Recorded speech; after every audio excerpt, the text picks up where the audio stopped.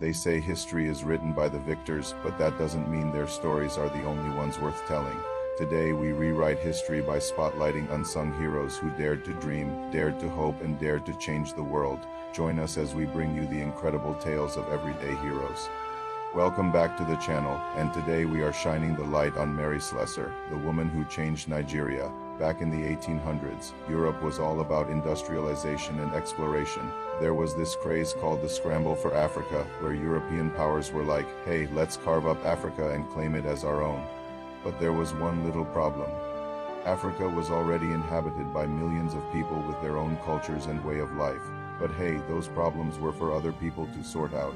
These European adventurers had their sights set on riches, power, and glory. They had come across Africa, and they weren't going home empty-handed. In the midst of this chaos, Mary Slessor, a Scottish missionary, arrived in Calabar, Nigeria in 1876. She didn't come for the party. She came because she wanted to help the African people.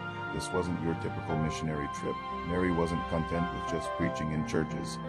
Oh no, she wanted to experience the culture and understand the people, so she hopped on a ship and sailed all the way to Nigeria. When she got there, she didn't waste any time. She started learning the local language, the Efik language, and soon enough she was walking barefoot into villages, talking to people and figuring out how she could make a difference. The people in these villages were part of the Efik and Ibibio tribes, and they had some, how shall we say, interesting beliefs.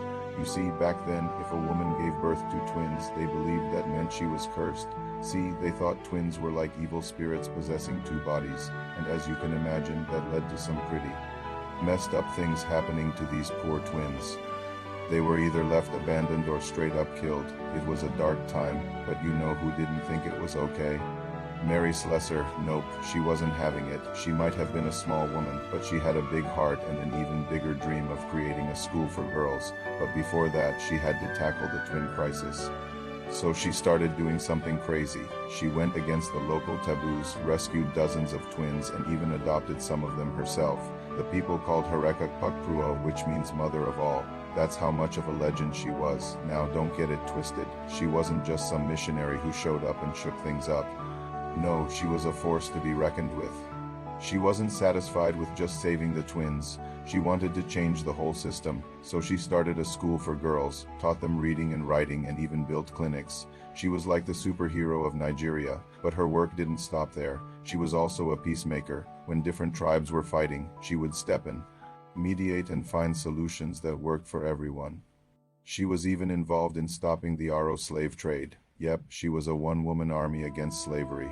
During her time in Nigeria, she built over 20 churches, established schools and clinics, and most importantly, saved countless lives. Sadly, Mary Slessor died in 1915, but you know what they say, the legend never dies. Mary's legacy lives on in Nigeria. She's on their old 10 naira note and has a statue in Calabar. Thanks to her bravery, the killing of twins was finally put to an end. So next time you hear someone say, Africa is a lost cause, remember Mary Slessor, the Scottish woman who didn't just dream of changing the world but actually did. Hope you enjoyed this episode. If you did, don't forget to like, share, and subscribe. Catch you in the next one.